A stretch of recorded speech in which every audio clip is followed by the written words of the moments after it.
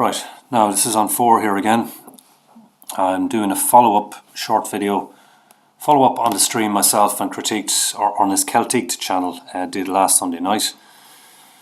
So this is one article we didn't get covering. Catholic churches have been desecrated across France. Officials don't know why.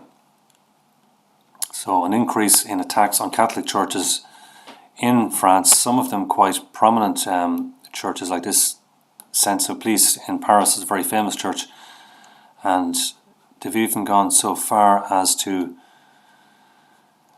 throw the likes of the altar cross on the ground, smearing a cross with human excrement.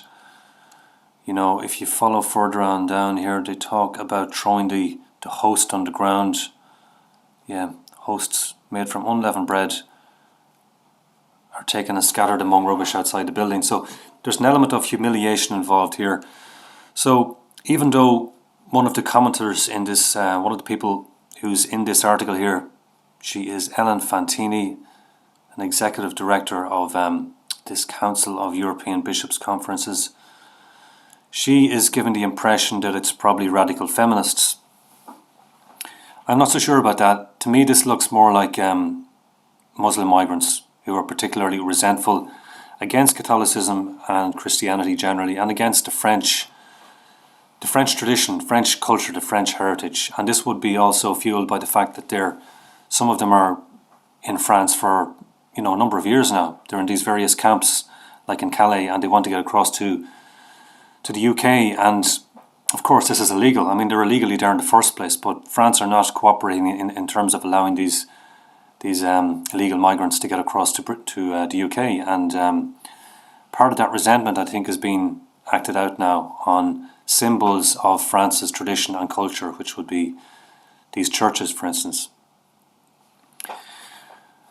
I'd also like to refer you to this woman here, Alessandra Bocchi, who's an Italian freelance journalist, and she made the point after this attack, or this attempt by this Senegalese migrant in Italy to burn alive these kids in this school bus, that the media only focused on the 2 non-Italian kids on the bus.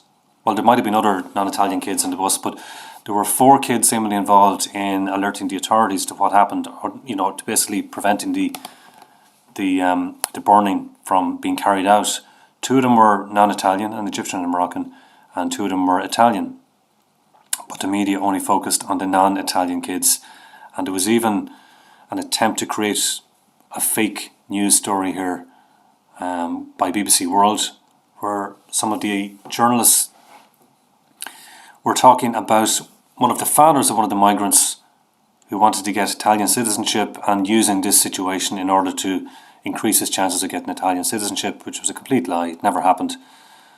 There's a video about that here, and a little bit more information there from Alessandra. Another tweet here which is interesting, which is talking about the attempted attack in the first place. Excuse me. And she goes into a little bit more detail here, how initially it was barely covered by the media, and talking about how the NGOs, the charities to an extent, and some of the EU leaders have been complicit in really the amount of deaths happening in the Mediterranean. These numbers, like I said on the stream, I'm not entirely convinced these numbers are fully accurate. I think they're inflated, but the main point does remain that these migrants are being drowned at sea. And whose fault is that? Well, the people who are encouraging them to come, of course, and that would be the NGOs, the charities to an extent, and these corrupt EU leaders that we have, and in these various institutions as well, like the UN and so on. So 1 or 2 other things I mentioned as well about child abuse, and how it's 10 times more likely when there is a new partner there for the single mother who is under the same roof as the mother in many cases. But the point is that when you have 2 parents there, mother and father, biological mother and father, the chances of abuse are small. But when you have someone in there, a single parent with a partner, you're literally talking 10 times the chances of the child or children being abused. So this is very, very disturbing. So it's worth taking a look at that video as well there. Around the 24-minute mark in that video from Stefan Molyneux, The Truth About Single Moms. And the last couple of things I want to cover is a couple of YouTubers here. Asha. This guy is brilliant. This guy is really, really good. Some of his stuff is not as accessible, but a few that are really accessible are this one here, Conspiracy or Subverted History Part 1. This is a fascinating overview of how the official account of history has been manipulated and fabricated, basically. Mind-blowing stuff. The second part is a bit more in-depth. It's not just as accessible, but Part 1 I would highly recommend, and even show it to your friends as well. They might start opening their eyes to what's happening.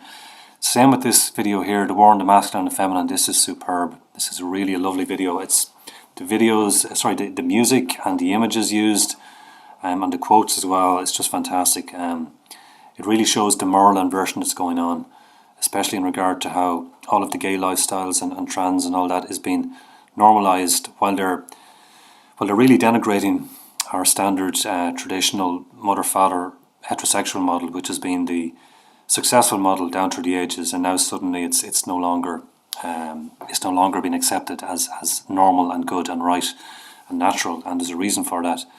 And this video goes into it. Language is the Battlefield, another superb video. Again, one you could show to your normie friends, and it might even start waking them up. Talking about how language has been weaponized by the media, by academia, by the entertainment industry, by our politicians in order to subvert reality, really. So well worth your time to take a look at that. This video, Language is the Battlefield, The War on the Masculine and Feminine, and Part 1 of our Subverted History are all well worth taking a look at and showing to some of your normie friends if you get a chance. And finally, John Mark. This stuff is a little bit more hard-hitting.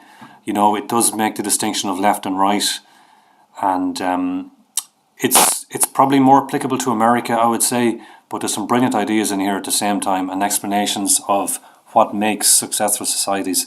So this one here, Great Civilization, Political Power as well, and Why the Left Never Learns, Part 1 and 2. I would really recommend those 4 videos as an introduction to why it is that the West is generally a model for how to do society, and how we've seen this increase in subversion happening over the years, where it's come from, why people on the modern left don't tend to listen to reason and facts, and why they often tend to double down when presented with the facts of the matter.